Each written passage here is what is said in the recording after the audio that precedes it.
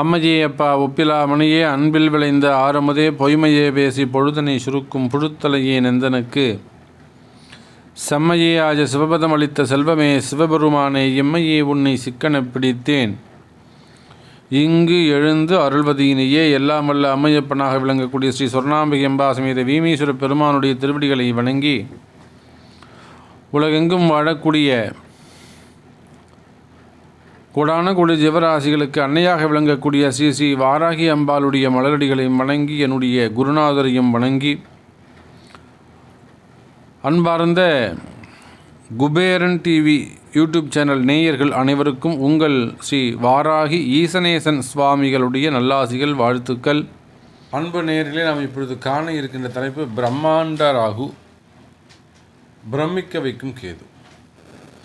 இந்த பிரம்மாண்ட ராகு அப்படின்னு சொல்லுகின்ற பொழுது பொதுவாக ராகு அப்படின்னு சொன்னாலே உங்கள் எல்லாருக்கும் தெரியும் ஒரு பிரம்மாண்டம், அதாவது அதிகமான ஆசையை தூண்டக்கூடியவர். ஒரு சாதாரணமாக ஒருத்தர் வேலைக்கு போயின்ட்டுருக்கார். மாதம் ஒரு 20,000 ரூபா சம்பளம், ஒரு கம்பெனியில் வேலை செய்கிறார். அவர் வாயிலேருந்து ஒரு கோடி, சார் அந்த லாட்ரி சீட்டில் ஒரு 5 கோடி விழுந்து தான் சார், எனக்கு ஒரு 5 கோடி விழுந்தால் நல்லாயிருக்கும் அப்படின்னு ஒருத்தர் சொல்கிறாருன்னு வச்சுக்கோங்களேன்.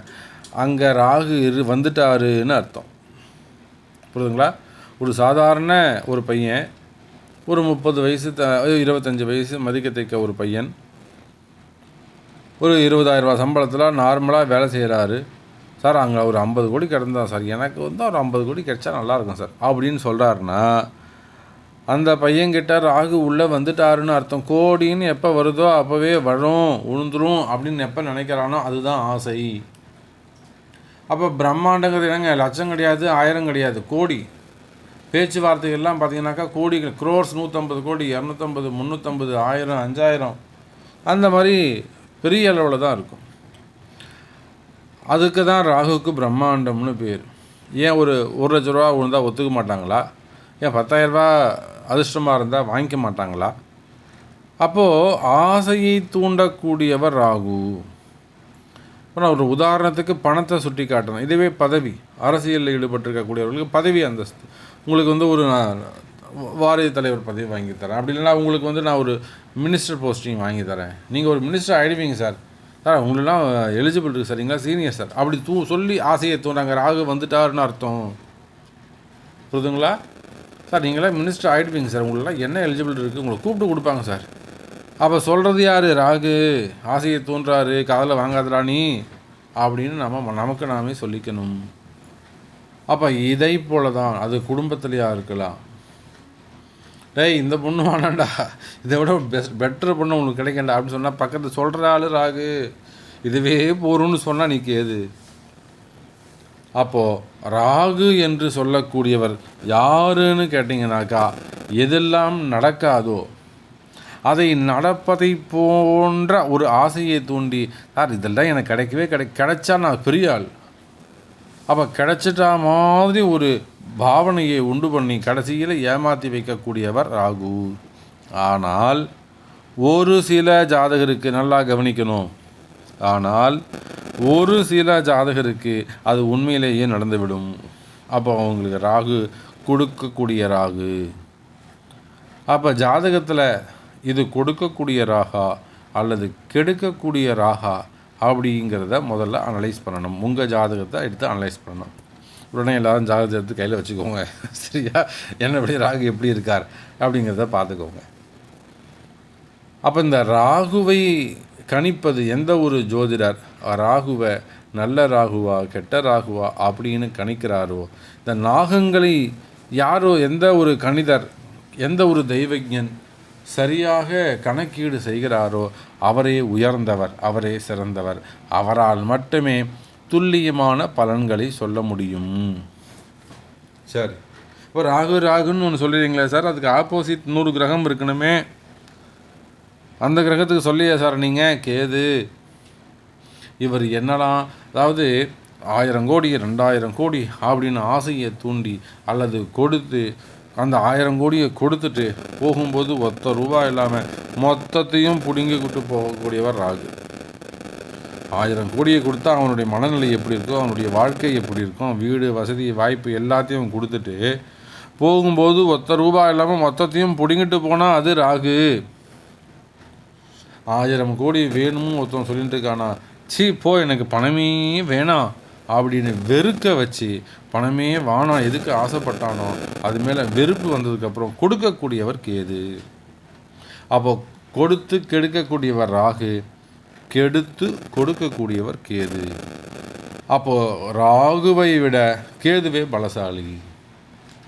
புரிதுங்களா? ஏன்னா அது புத்தி வரணுமே, புத்தி கொடுக்குறது தானே கேது. அப்போது கேதுவே மிகப்பெரிய ஒரு பொதுவாக மற்ற கிரகங்களை விட இந்த ராகு கேதுக்கு பலம் அதிகம். சரி, இப்போ எதுக்கு சாமி இவ்வளோ பெரிய ஸ்டோரி சொல்கிறீங்க, என்னுடைய பொறுமையெல்லாம் சோதிக்கிறீங்களா அப்படின்னு கேட்டிங்கனாக்கா, அன்பு நேயர்களே, பிரம்மாண்ட ராகு பிரமிக்க வைக்கும் கேது, இதுதான் தலைப்பு. இந்த பிரம்மாண்ட ராகுவும் பிரமிக்க வைக்கும் கேதுவும் வர்க்கோத்தமம் அடைகிறார்கள். எப்போ? ஜூன் மாதம் 3ஆம் தேதி முதல் ஆகஸ்ட் மாதம் 4ஆம் தேதி வரை இந்த 2 கிரகங்களும் வர்க்கோத்தமம்னா என்ன? ராசியில் எப்படி இருக்கோ இதே மாதிரி தான் நவாம்சத்துலேயும் இருக்கும். இப்போ ராகுவை எடுத்துக்கிட்டிங்கனாக்கா ரோகிணி நட்சத்திரம் 2வது பாதத்தில் இருக்கார்.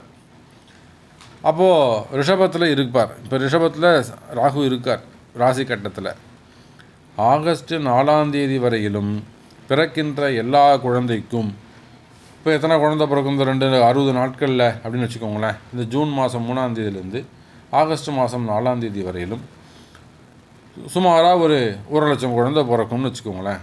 அந்த 1,00,000 ஜாதகத்திலும் அந்த 1,00,000 குழந்தையுடைய ஜாதகத்திலும் இந்த ராகுவும் கேதுவும் ராசி கட்டத்தில் எந்த இடத்தில் இருக்கிறார்களோ அதே இடத்தில் நவாம்சத்திலும் இருப்பார்கள். இது ஒரு யோகம், வர்க்கோத்தமம், பலம் பெறுகிறார்கள். சுற்றி ஓங்கி ஒரு அடி அடிக்கிறதுக்கு தேவையான அளவுக்கு தங்களாக பாம்பு சுற்றிக்கிட்டு இருக்குன்னு அர்த்தம். எழுந்ததுன்னா ஒரே அடி. அதுதான் பலத்தை ஏற்றிக்கொள்கிறார்கள், மிகுந்த பலசாலியாக இருக்கிறார்கள் இந்த ராகுவும் கேதுவும். சொன்ன அந்த ஜூன் 3ஆம் தேதியிலிருந்து ஆகஸ்ட் 4ஆம் தேதி வரை. அப்போ இந்த நாட்களில் வர்க்கோத்தமம் பெறுகின்ற அந்த ராகுவும் கேதுவும் உங்களுக்கு என்ன பலனை தரப்போகிறார்கள் அப்படிங்கிறது தான் ஒவ்வொரு ராசிக்கும் நாம் பார்க்க இருக்கின்றோம். அப்படி பார்க்கின்ற பொழுது இப்போ ராகு ரோகிணி நட்சத்திரம் 2வது பாதத்தில் நின்றாருன்னா, கேது பகவான் அனுஷம் நட்சத்திரம் 4வது பாதத்தில் நிற்கிறாரு. அப்போ இதற்கான பலன்களை காண்போம். ஸோ நம்ம இத்தனை நேரமாக இந்த ராகு கேது இவங்க 2 பேருடைய குணாதிசயங்களை பற்றி தெரிஞ்சுக்கிட்டோம், அவங்க எப்படிப்பட்டவங்கிறத தெரிஞ்சுக்கிட்டோம். அப்போது இது துலாம் ராசிக்கு இந்த ஜூன் மாதம் 3ஆம் தேதியிலிருந்து ஆகஸ்ட் மாதம் 4ஆம் தேதி வரையில் துலாம் ராசிக்கு என்ன மாதிரியான நற்பலன்களை சுப பலன்களை தரப்போகிறார். ஏன்னா உங்கள் துலாம் ராசி நேயர்களே, இந்த ராகு உங்களுக்கு எப்படிப்பட்ட சுப பலன்களை தராரா? ஏன்னா பாம்பு நல்ல பாம்பா கெட்ட பாம்பா அப்படிங்கிறத கணிக்கிறது ரொம்ப கஷ்டம். பொதுவாக துலாம் ராசி அன்பர்களுடைய இன்றைய சூழ்நிலை என்ன அப்படின்னு கேட்டிங்கனாக்கா, இருக்கிறத எல்லாத்தையும் கோட்டை விட்டுட்டு கடைசியில் இருப்பதை அட்லீஸ்ட் இப்போ கொஞ்சோண்டு இருக்குது அதையாவது நம்ம காப்பாற்றிப்போம், கௌரவமாக இருப்போம் அப்படின்னு சொல்லிட்டு அமைதியாக வாழ்ந்து கொண்டிருக்கக்கூடிய துலாம் ராசி என்பது. இதுதான் நான் உங்களுக்கு சொல்லணும். என்ன சாமி இவ்வளோ ஓப்பனாக சொல்கிறீங்க? ஆமாம், ஏன்னா யாரை பார்த்தாலும் துலாம் ராசி என்பதிலே சிறப்பாக இருக்குது, ஓஹோன் இருக்குது, ஆஹான் இருக்குன்னு சொல்லியாச்சுன்னா யார் உண்மையை சொல்கிறது? அப்போ துலாம் ராசி என்பதுடைய இன்றைய சூழ்நிலை என்ன? ஒரு சாதாரண ஒரு பிஸ்னஸ்மேனாக இருந்தாலும் பரவாயில்ல, ஒரு பெரிய தொழிலதிபராக இருந்தாலும் பரவாயில்ல, அல்லது அரசியல் இருக்கக்கூடியவர்கள், சினிமா துறையை சார்ந்தவர்கள், ஆடிட்டராக இருக்கலாம், ஒரு ஐபிஎஸ்ஸாக இருக்கலாம், ஒரு ஐஜியாக கூட இருக்கட்டும், உள்ள உயர் மேஜர் ஜெனரலாக கூட இருக்கட்டும், துலாம் ராசியாக இருப்பார்களே ஆனால் தங்களிடத்திலே இருக்கக்கூடிய அது ஆட்சி அதிகாரமாக இருக்கலாம், பவராக இருக்கலாம், பணம் காசாக இருக்கலாம்.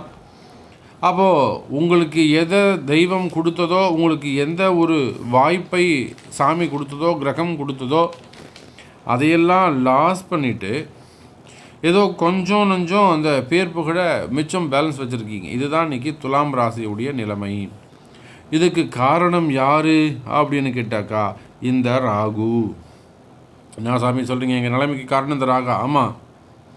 அப்போ இந்த ராகு இந்த வர்க்கோத்தம டைமில் எப்படி கிரகங்கள் குரு வக்ரமான ஒரு குணமோ, சனி பகவான் ஒரு வக்ரமான ஒரு குணமோ, அதை போல் இந்த ராகு பகவான் வர்க்கோத்தமம் அடைகின்ற பொழுது ஏதாவது ஒரு நன்மை செஞ்சிட மாட்டாரா அப்படிங்கிற கணக்கீடுகளை செய்து அதனுடைய பதிவாகத்தான் இதை நாம் செய்கிறோம்.